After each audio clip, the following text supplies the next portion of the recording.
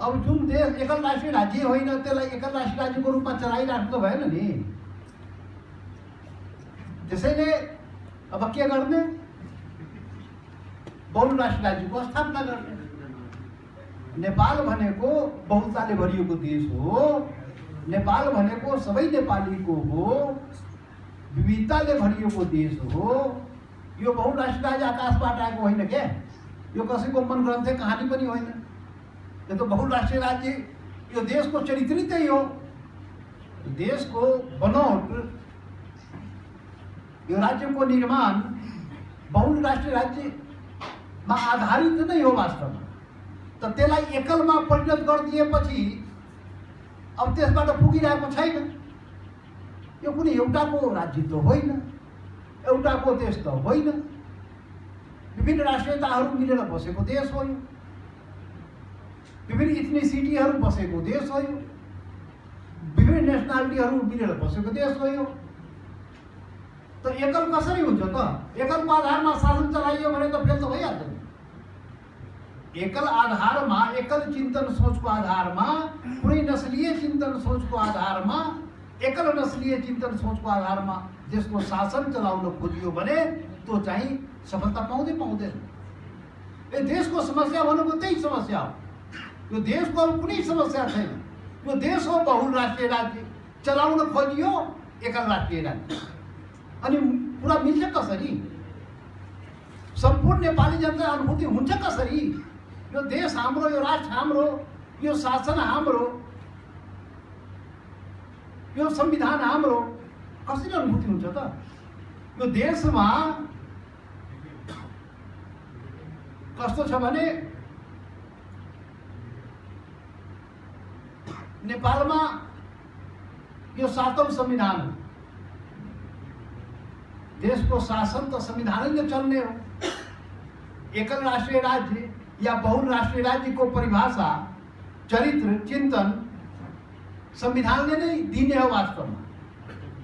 देशको शासन र संविधान नेपालमा पटक पटक फेरिएको छ। 7-7वटा नेपालमा संविधान बन्यो, तर त्यो संविधानमा सम्पूर्ण नेपाली जनताले अपनत्व हासिल गर्न सकेन। त के हो? किन जस्तो भइरहेको हो? 7-7वटा संविधान बनाएर पनि नपुग्ने कस्तो देश हाम्रो? कस्तो संविधान बनाउने गरे हामी? अमेरिकामा 250 वर्ष भइसक्यो एउटा संविधान, एउटै संविधान बनाएर दुनियाँको शक्तिशाली सम्पन्न हुने। भारत र चीन चाहिँ 65-70 वर्षमा एउटा संविधानले चाहिँ त्यही फर्को मार्ने।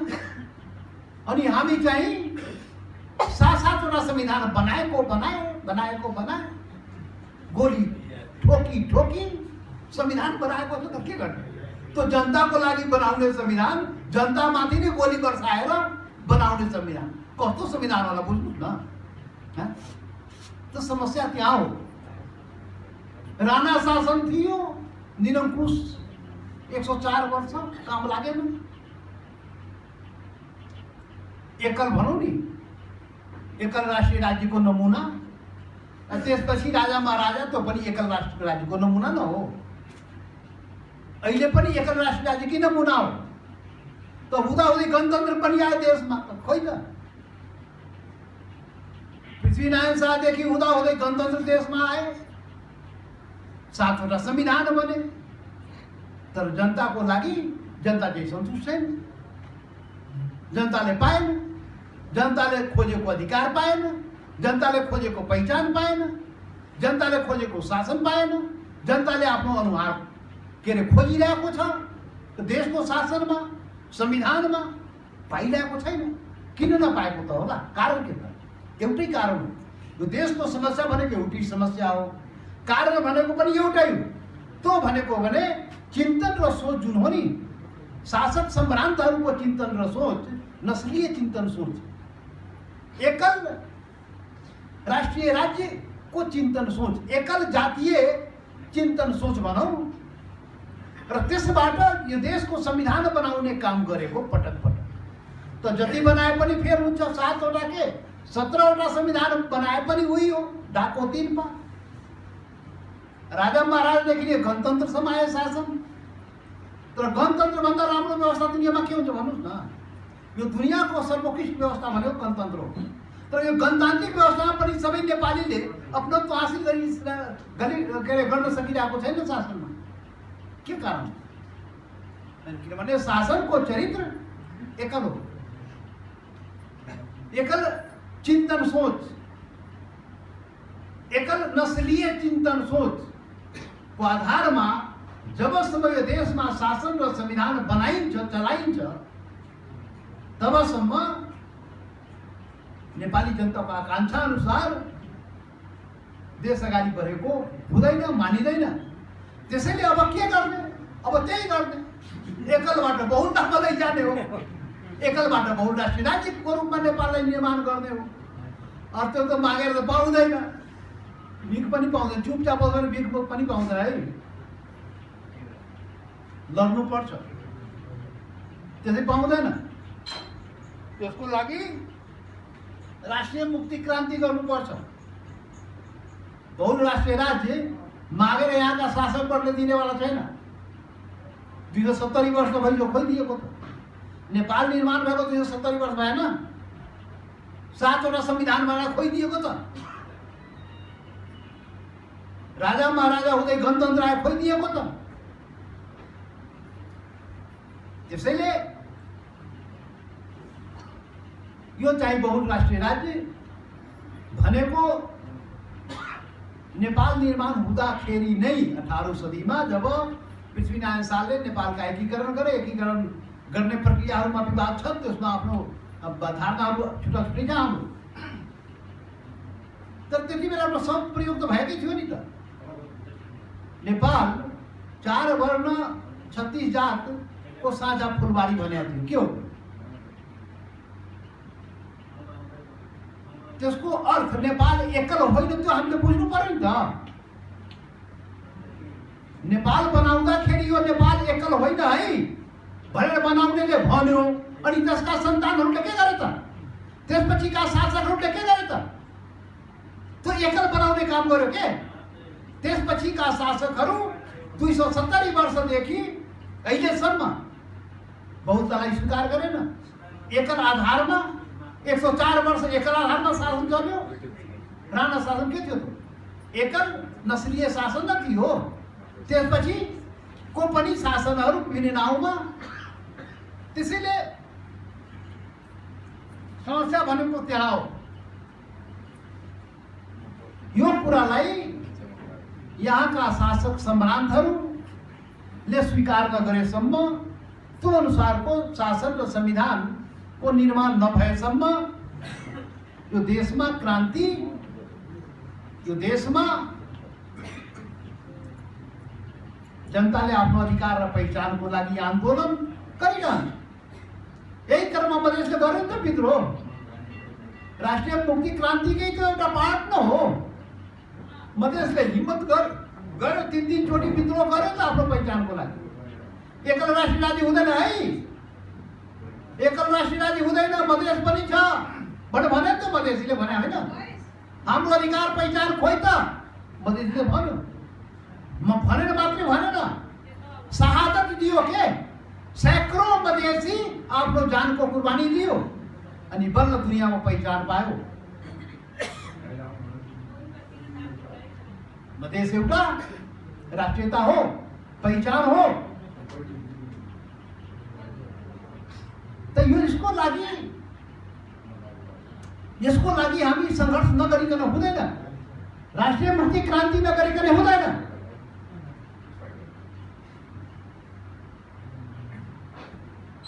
गोष्ठी सेमिनार गरेर मात्रै हुँदैन।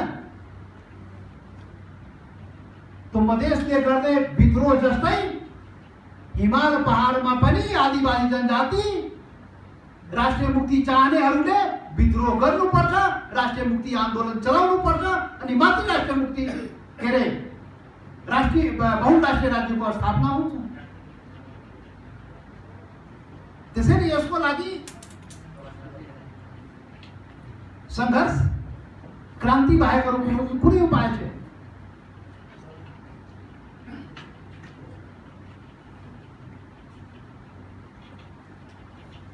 यसमा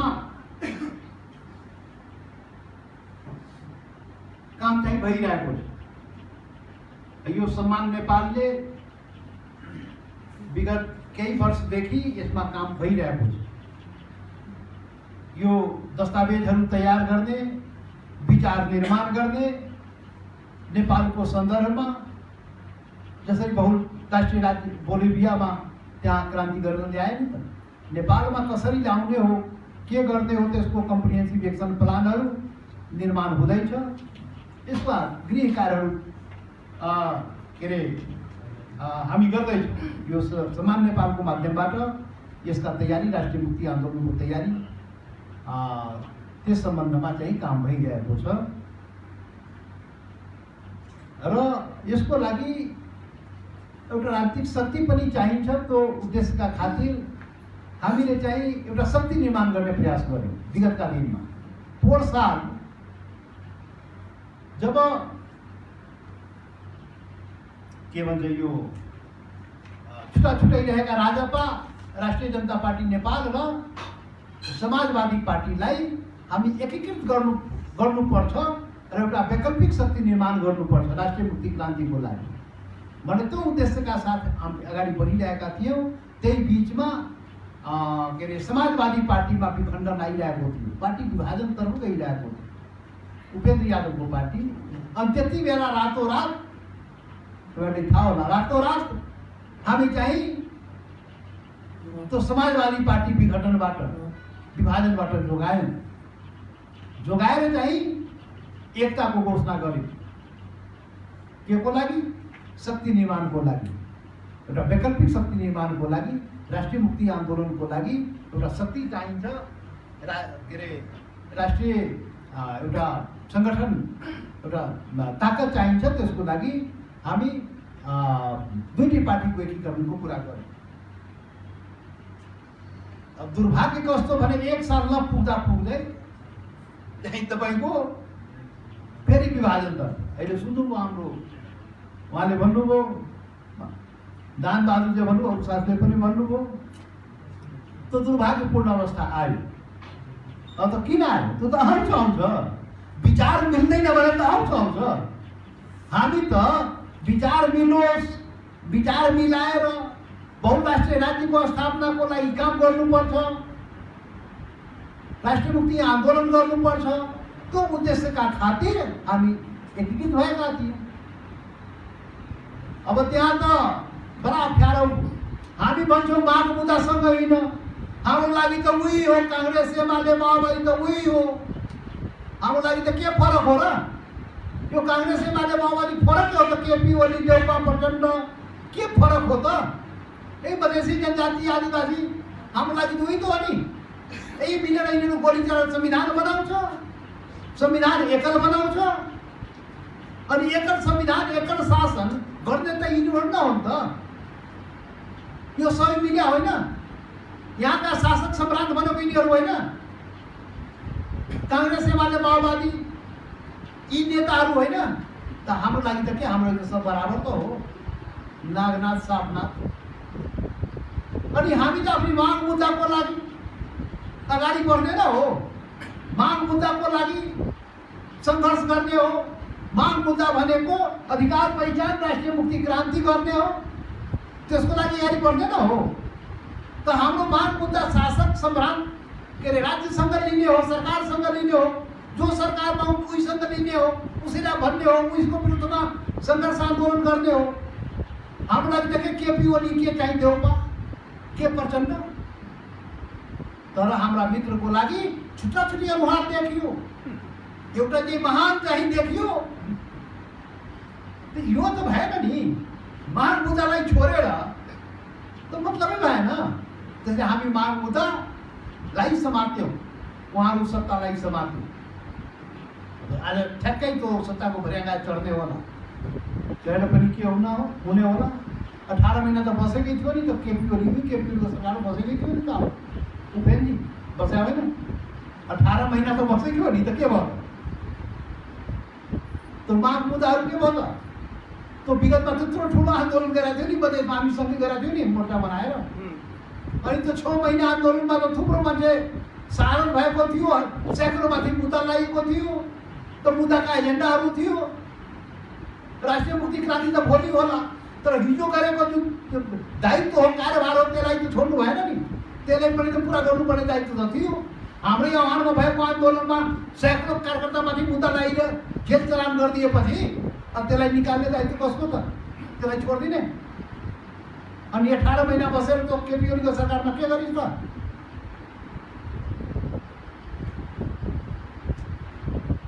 अनि माग मुद्दाको लागि हामी त केपी ओलीलाई भन्यौँ, जो केपी ओली महाघनघोर विरोधी, पहिचान विरोधी, अधिकार विरोधी, मधेस विरोधी त्यस्तो थियो नि त।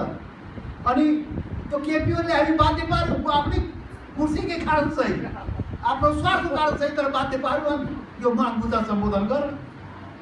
अनि स्वीकार गरेपछि जो 18 महिनामा गर्न सकेन उपेन्द्र यादवले 18 दिने सरकारमा हामी त्यो काम चाहिँ आखिर तो सुरुवात गरेर देखाए। के भन्यो?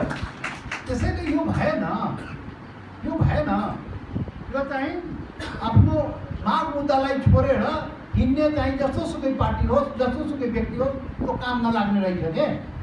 त्यसैले अहिले दुर्भाग्यपूर्ण जुन अवस्था आएको पार्टीमा विवाद, कारण त्यही हो, अरू केही कारण छैन।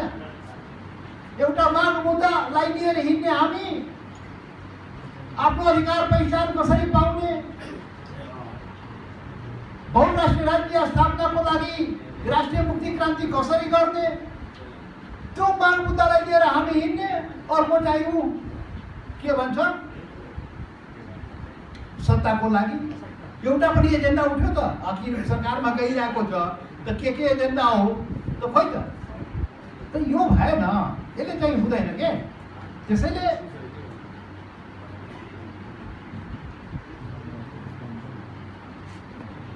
आफ्नो माग मुद्दाको लागि यस्ता कुराहरू हामीले बर्दास्त गर्नुपर्छ। यस्ता नीति सिद्धान्त आदर्शलाई छोडेर हिँड्नेसँग दोस्ती गरेर पनि काम छैन। उहाँ भन्नुभयो नि के अरे हाम्रो सैद्धान्तिकले, पार्टी मूल्य मान्यतामा आधारित पार्टी हुनुपर्छ। पार्टी ठुलो हो कि सानो हो मतलब छैन। अरे ठुलो पार्टी त कांग्रेस एमाले पार्टी त हो नि त, त्यसमै गए भइहाल्यो नि। त्यहाँ माग मुद्दा छैन नि हाम्रो, त्यसैले नगएको नि, त्यहाँ बसिरहेको या भाषण गरिरहेको विचार विमर्श भइरहेको होइन। त्यो ठुलो माग मुद्दा कहाँ हो हाम्रो, त्यो मुख्य के अरे कुरा हो। त्यसैले नीति सिद्धान्त आदर्श मूल्य मान्यताका साथ पार्टी स्थापित हुने हो के, विचारबाट पार्टी स्थापित हुने हो। जहाँ विचार हुन्छ त्यहाँ पार्टी स्थापित हुन्छ। र हामी त वैकल्पिक धार, वैकल्पिक शक्ति निर्माण गर्न खोज्या। नेपाल यो जति यो पार्टीहरू छन्, यो सबै एकल राष्ट्रिय राज्यलाई के अरे स्थापित गराउने पार्टीहरू हो, त स्वाभाविक हो। अब त्यसको चाहिँ एकलबाट बहुलतामा लैजाने जुन हाम्रो अभियान हो, त्यो त अभियान नेपालको सन्दर्भमा त नयाँ कुरा न हो। त्यो नयाँ ढङ्गले त उठाउन खोज्या, हामीले सङ्गठित गर्न खोज्या हो। समय लाग्छ, तर असम्भव भन्ने कुरा छैन। विद्रोह गर्नु पर्यो के, विद्रोह गर्नु, त्यसको विद्रोहको तयारी, आन्दोलन, क्रान्ति जसरी मधेस अधिकार पहिचानको लागि उठ्यो नि त, हिमाल पहाड पनि अधिकार पहिचानको लागि यो सबैको देश हो नेपाल, सम्पूर्ण नेपालीको, त्यही त भन्या हो। एक शब्दमा भन्यो भने नेपाल सबै नेपालीको हो, त्यही भन्नु खोज्या। नेपाल एकल होइन, नेपाल बहुल हो। संविधानको धारा 3 मा लेखा छ त, हामी नयाँ कुरा भन्या हो र? त्यो झुटो कुरा लेखा हो त्यहाँ। संविधानको धारा 3 मा के लेखा? त्यो भावना त त्यही हो नि, सबैको हो भनेर भन्या हो। अनि त्यही कुरा चाहिँ भन्या हो। त्यसैले नेपाल सम्पूर्ण नेपालीको हो, एकल होइन, एकल जातीय राज्य नेपाल होइन, नेपाल बहुल जातीय राज्य हो। अब त्यो चाहिँ राष्ट्रिय राज्य भन्दाखेरि यो छुट्टै देश बनाउनु खोज्या कि? म यो कुरा धेरै पहिले पनि बोल्न गएको थिएँ के, बहुराष्ट्रियताको कुरा उठाउँदै गएको थिएँ। तर जब ऊ प्रधानमन्त्री भए देशको, अनि त्यो कुर्सीमा बस्ने बित्तिकै मैले पहिले कुरा मैले यही उच्चारण गरेँ, जब तो उप प्रधानमन्त्री कुर्सीमा बसे अनि मेरो मुखबाट पहिलो कुरा त्यही निस्क्यो, नेपाल बहुराष्ट्रिय राज्य हो र अब चाहिँ बहुराष्ट्रिय राज्य स्थापनाको लागि राष्ट्रिय मुक्ति क्रान्ति गर्नुपर्छ, आगामी लक्ष्य कार्यदिशा भनेको यो भनेको थिएँ। अब भन्नु के थियो, पुतला जान सुरु भइहाल्यो। अब पुरा पस्दै पसेन यो नस्लवादीहरूलाई, यो नस्लवादी पस्दै पसेन, शासकले पस्दै पसेन अनि पुतला जलाउन सुरु गर्यो। के गर्नु, यस्तै हो। जलाउन कति पुतला जलाउ, के फरक पर्छ, केही फरक पर्दैन के, ग्रह शान्ति हुन्छ। त्यसैले त्यो राष्ट्रिय एजेन्डा त्योभन्दा पहिले भन्दाखेरि कानुनसम्म नपुग्ने, सुन्दै नसुन्ने, अनि उप प्रधानमन्त्री भएर कुर्सीबाट बोल्दाखेरि बल्ल चाहिँ काम भयो। यो त उप प्रधानमन्त्री भएर यो हाम्रो एकल राष्ट्रिय राज्यको विरोध गर्यो, यो त बहुराष्ट्रिय राज्यको कुरा गर्यो, यो त बोल्न पाइँदैन। कुर्सी त हाम्रो हो, त्यो कुर्सी एकल राष्ट्रिय राज्यको कुर्सी हो के, राज्यको चरित्र एकल राष्ट्रिय राज्य न हो। अनि उसको कुर्सीमा बसेर बहुराष्ट्रिय राज्य कुरा गर्दाखेरि पच्नु कसरी, पर्दैन नि हो। नपचे पनि नपचोस्, के फरक पर्छ र, त्यही चाहिँ। त्यसैले यसको लागि हामीले सङ्घर्ष गर्नुपर्छ। त्यो अनुसारको पार्टीको चरित्र, पार्टीको निर्माण सोही अनुसार हुनुपर्छ। समय लाग्छ, असम्भव चाहिँ छैन, बिल्कुल हुन्छ। हौसला चाहिँ बुलन्द गरेर राख्नुपर्छ। र यहाँ त के भन्ने, यहाँ नागरिकता कुरा गर्नुभयो नि, यो देशमा नागरिकता समस्या, मधेसमा। अरे नागरिकता समस्या देशमा होइन, मधेसमा नागरिकता समस्या होइन, देशमा के मानसिकताको समस्या हो के देशमा। यो शासन सम्भ्रान्तको मानसिकताको समस्या हो। अब यो अनुहार हेर्ने बित्तिकै यो उक्तिका होला भन्छ, मानसिकता बनाइहाल्छ, गर्ने के त, मानसिकता बनाइ गर्ने के त, अनुहार त के गर्ने, त्यही अनुहार त त्यही गर्ने। त्यसैले मानसिकताको समस्या, नागरिकताको समस्या हो। नेपाली नागरिकता सबै भन्छ, यो देश त हिमाल पहाड तराई मल समिलेर बनेको देश हो। कुमायूँ गढवालबाट पनि आएको होइन, कनौज कर्नाटक राजस्थानबाट पनि आएको होइन। यो त मधेसको धरती त छेउकै थियो। नेपाल भारत निर्माण हुनुभन्दा पहिले त्यो धरती थियो के, मधेस भनेर कतैबाट आएको छैन, सिमाना बरु तलमाथि भएको छ। तर मधेसको धरती, त्यहाँ बस्ने बासिन्दा चाहिँ त्यही पनि नेपाल भारतको सिमाना निर्माण हुँदा पहिलेदेखि त्यहाँ बसोबास गरेको। त अनुहार हेर्यो भने यहाँका शासक सम्रान्तले त मानसिकता त यस्तो हो कि गर्ने के त, यस्तै हो त। त्यो परिवर्तन त हामीले त्यही नै खोज्या हो। देश बेच्छ अनि राष्ट्रवादी बनाउँछ त, आफू चाहिँ देश बेच्छ। देश बेच्छ यिनीहरू फेरि महान राष्ट्रवादी पनि यिनीहरू नै हुन्छ। त के गर्ने, यस्तै हो। त्यसैले यी कुराहरू हामीले चाहिँ परिवर्तन हामीले चाहेका हौँ। अब मलाई पार्टीको मिटिङ थियो 2 बजेदेखि, अब यहाँ कति बजिसक्यो, 3 बजिसक्यो। अब त्यहाँ गाली गर्दै होला।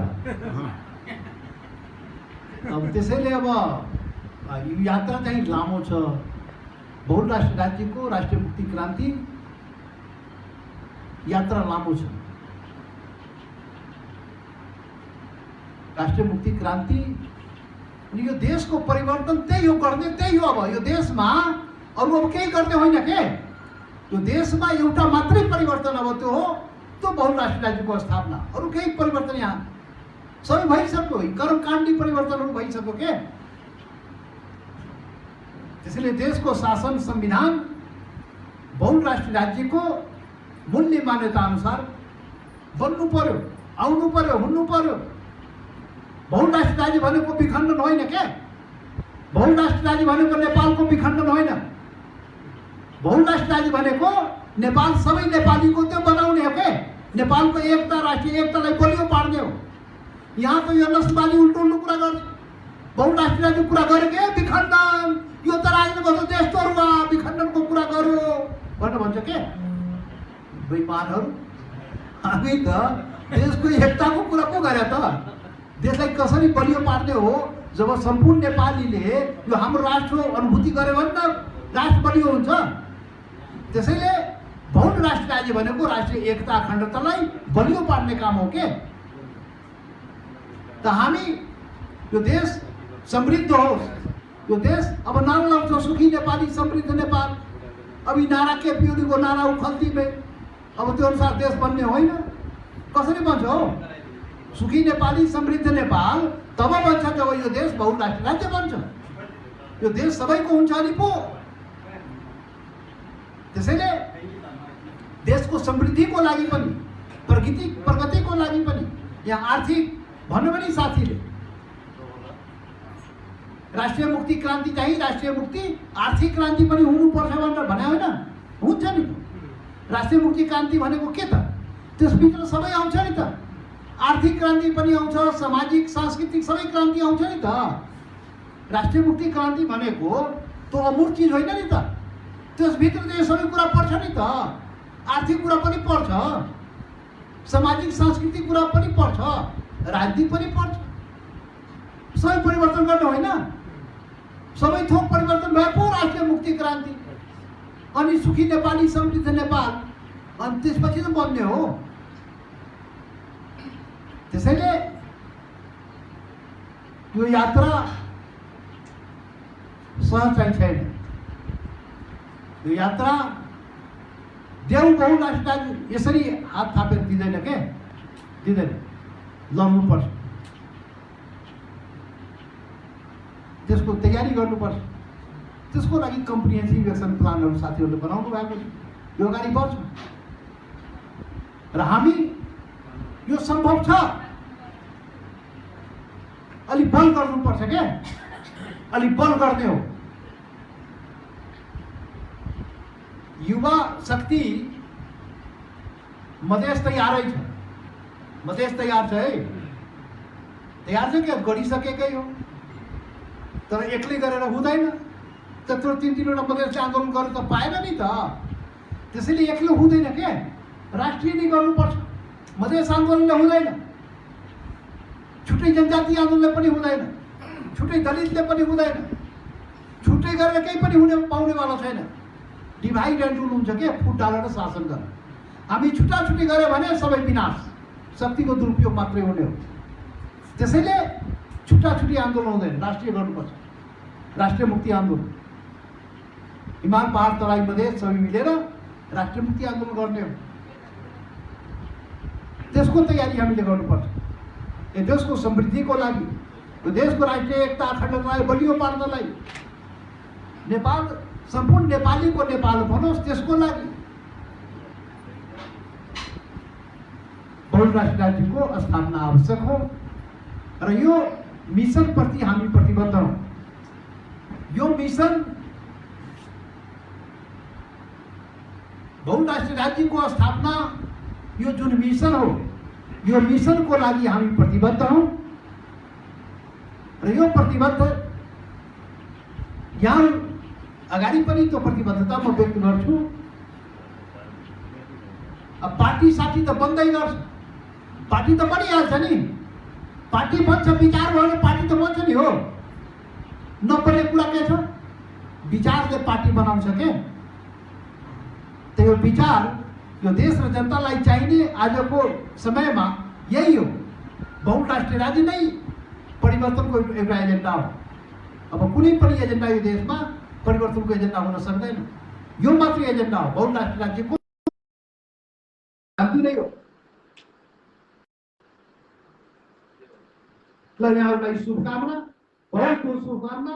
राष्ट्रिय मुक्ति क्रान्तिको तयारी गरौँ र यो देशलाई बहुराष्ट्रिय राज्यको रूपमा स्थापित गरौँ। बहुत बहुत धन्यवाद।